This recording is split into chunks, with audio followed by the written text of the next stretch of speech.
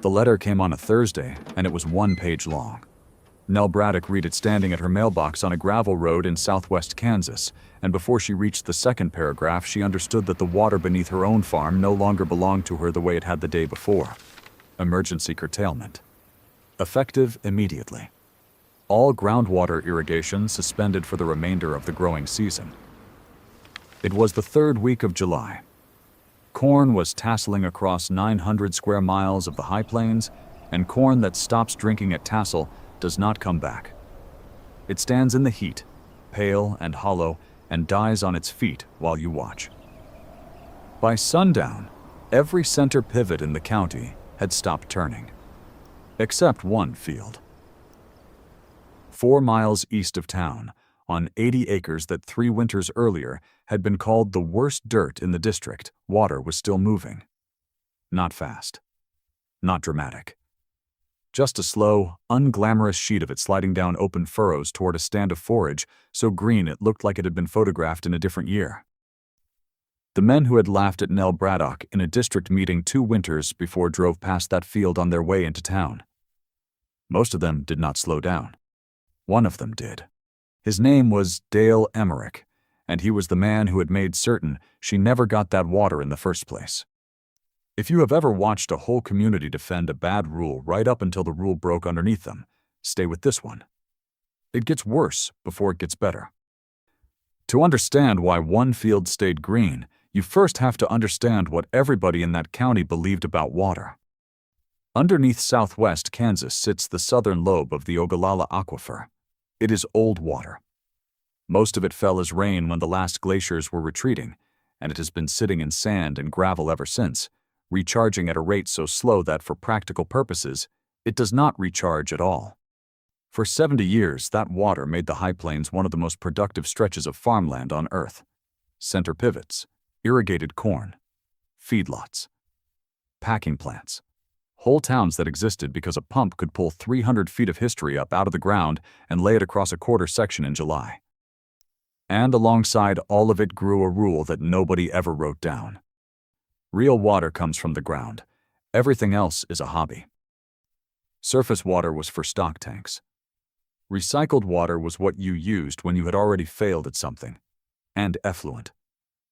Water that had been through anything before it got to you was not water at all. It was a liability somebody else was trying to hand you. Dale Emmerich believed that rule the way some men believe Scripture. He was 61 years old, 3rd generation on 2,200 acres, and president of the local groundwater management district board.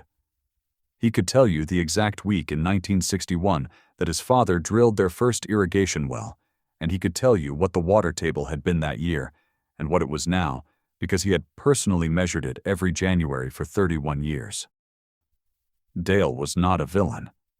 That matters, so it is worth saying twice. He was not a villain.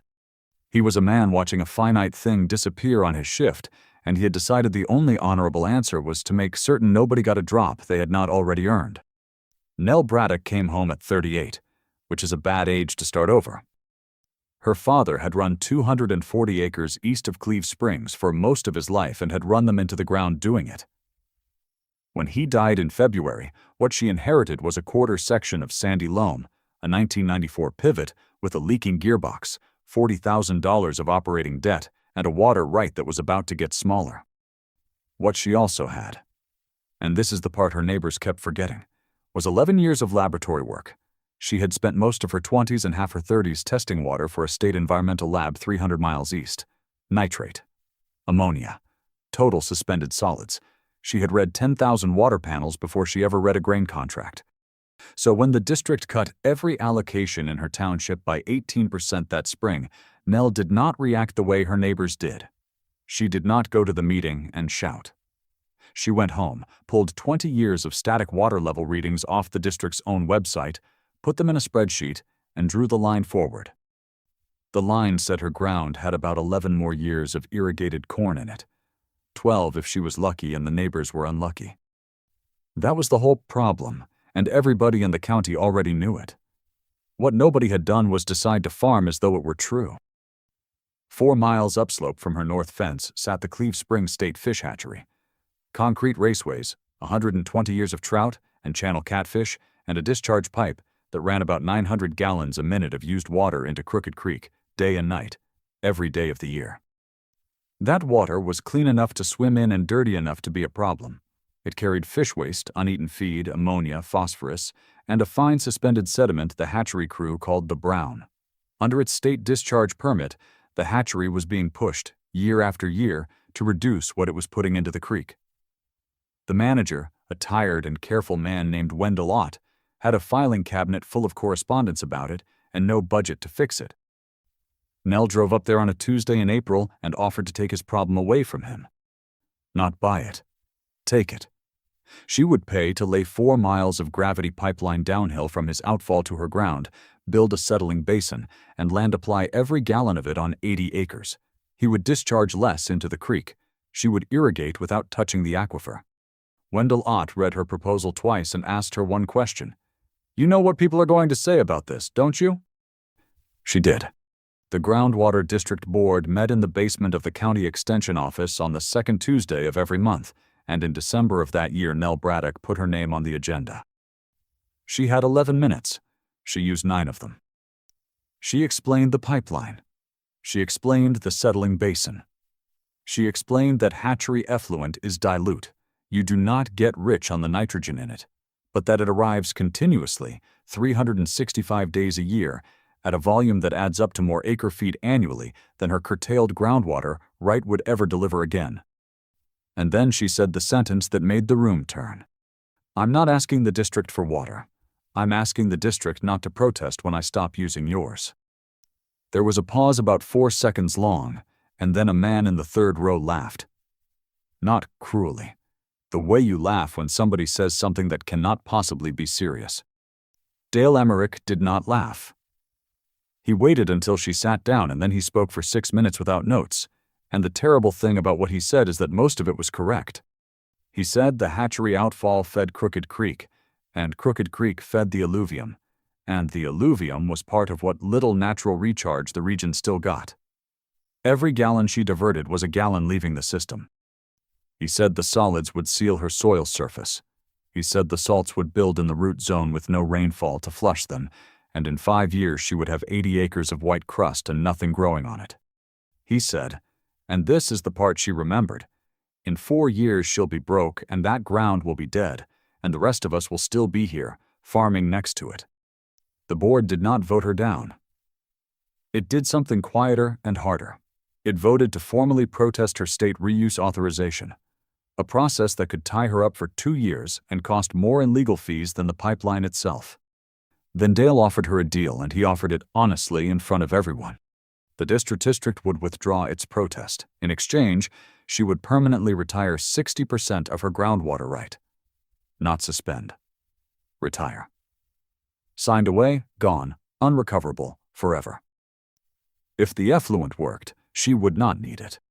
If the effluent failed, she would have nothing to fall back on. Nell signed it on the 18th of January. Nothing about the next 2 seasons looked like vindication. The pipeline cost her $148,000, most of it borrowed against the home quarter, with the first large principal payment due the 1st of October in her 3rd year. She wrote that date on the inside of the shop door in grease pencil. It stayed there. Her first mistake was drip. She installed low-flow emitters on the West 40, because that is what every extension bulletin recommends for water efficiency, and within 9 days the solids had plugged them so thoroughly that she spent a week pulling tape and burning it. She switched to gated pipe and open furrows, a method so old her father's father had used it. And it worked immediately, because it does not care what is floating in the water. Her second mistake was the settling basin. She had sized it off a formula and not off the actual sediment load, and it filled in 14 months instead of 5 years. She rebuilt it twice as big and put a second one in series behind it. Her third mistake was the crop. She planted corn the first year. Of course she did. Everybody plants corn. And the effluent failed her badly, because 900 gallons a minute is a steady trickle, not a fire hose. Corn does not want steady. Corn wants an enormous drink in the 21 days around pollination, and it wants it on time. She could not deliver a July peak. Her yield was so poor she did not bother running the numbers. That failure is where the story actually turns, and it does not turn the way people expect. Nell stopped trying to make the water fit the crop. She changed the crop to fit the water. She tore out the corn ground and put in a perennial forage stand. Alfalfa on the heavier end, a warm season native mix on the sand, and set the system to run continuously at low volume from March to November. Perennial forage does not need a July spike. It needs a small, boring, relentless supply, which is exactly and only what a hatchery outfall produces. The deep roots handled the nutrients. The permanent cover handled the sealing problem Dale had warned her about, because the soil surface was never bare and never crusted. She built winter storage for the months the field could not take water.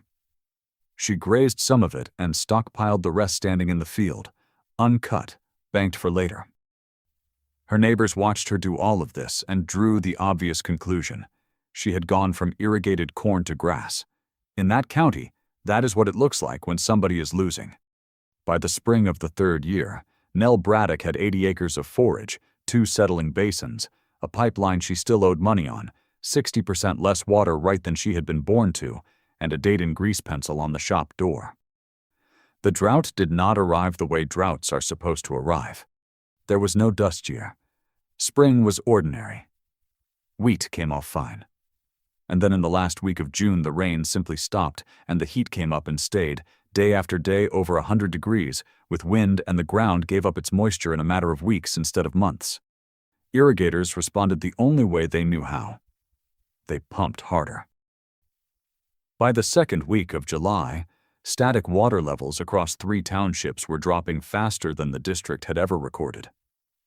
Wells that had run 700 gallons a minute in June were pulling 400 and sucking air on the turns. 2 of them collapsed outright. On July 19th, the board met in emergency session and did the thing that had been unthinkable for 50 years. They shut it off. All of it. Every groundwater irrigation well in the district, suspended for the remainder of the season, effective immediately. Dale Emmerich made the motion himself. His own 2,200 acres went dry the same hour as everyone else's. That is who he was. And then the second problem arrived, the one nobody had been thinking about, because everyone in that county was looking at corn. The cattle. Southwest Kansas does not just grow grain. It runs an enormous number of cattle, and those cattle eat forage, and the native pasture had burned up in June. The irrigated hay that would normally have covered the gap was dead in the field. Hay prices doubled in 11 days and then stopped being quoted at all because nobody would sell. The sale barn at the county seat ran an unscheduled special. Producers hauled in bred cows. The ones you never sell, the ones that are your whole operating capital. Because they could not feed them. They took whatever the ring gave them. And 4 miles east of Cleve Springs, on 80 acres that Dale Emmerich had said would be white crust and dead ground by now, water was still moving down open furrows at 900 gallons a minute. Because it had never come from the aquifer. Because the curtailment order had no authority over it at all. Dale Emmerich came out on a Sunday evening, which is a detail Nell noticed, because a man who does not want to be seen picks Sunday evening. He parked at her gate and did not get out for a while. She walked down to him with a bucket in her hand and did not say anything either, and the 2 of them stood there looking at 80 acres of standing forage in the middle of the worst summer in 40 years. He had 310 head he could not feed and would not sell. What he finally said was not an apology, and she would say later that she respected it more for that. He said, "I spent 31 years making sure nobody in this district wasted a drop. I never once asked what we were doing with the drops we kept." Then he asked her for grazing. Nell Braddock could have made him beg. Everyone in the county would have understood it. What she did instead was walk to the shop, come back with a sheet of paper, and quote him a price. A fair one, the same one she quoted the 5 other producers who came to her gate that week, several of whom had been in the room the day the man in the 3rd row laughed. She did not run out of forage. She ran out of fence. Here is where the story stops and the record starts. Nell Braddock and Dale Emmerich are invented people, and Cleve Springs is not on any map. But almost nothing else in this story is made up. The Ogallala Aquifer is real, and it is going. The U.S. Geological Survey and the Kansas Geological Survey have documented that parts of southwest Kansas have already lost more than 60% of the saturated thickness they had before large-scale irrigation began, and researchers at Kansas State University have projected that at long-term pumping rates, substantial areas of the region will be effectively exhausted for high-capacity irrigation within decades. Voluntary cuts have worked better than anyone expected. In 2013, producers in Sheridan County, Kansas, created the first local enhanced management area, LEMA, and agreed to reduce their own water use by roughly a fifth. Kansas State University and Kansas Geological Survey evaluations of that district found that water use fell substantially while net farm income was largely maintained because producers shifted management rather than simply farming less. And land application of aquaculture effluent is a real permitted, unglamorous practice. Hatchery discharge is nutrient dilute but continuous. It is poorly suited to high-peak crops like corn and well-suited to perennial forage, and its suspended solids will destroy drip emitters exactly the way they destroyed Nell's. Which is why gravity flood and gated pipe remain the standard method for effluent application. The single most important true thing in this story is the least dramatic one. The farmers who survived the worst years on the high plains were not, mostly, the ones with the deepest wells. They were the ones who changed what they were growing before the water made the decision for them. Dale Emmerich was not wrong that the aquifer was finite. He was wrong about which direction the danger was coming from. The rule that nearly ended Nell Braddock was never a law. Nobody voted on it. It was just something everyone in that county had agreed on so thoroughly and for so long that questioning it out loud sounded like a joke. Real water comes from the ground. Everything else is a hobby.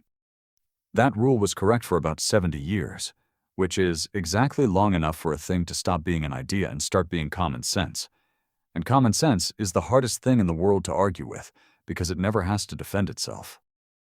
So here is the question, and we do read the answers. Have you ever watched an industry, a trade, or a town hold onto a rule long past the point it stopped being true? And pay for it. Tell us what the rule was and what it cost. This is a fictional story, dramatized and told with a synthetic narration voice, built on real agronomy, real water law, and real published research. The people are invented. The problem is not.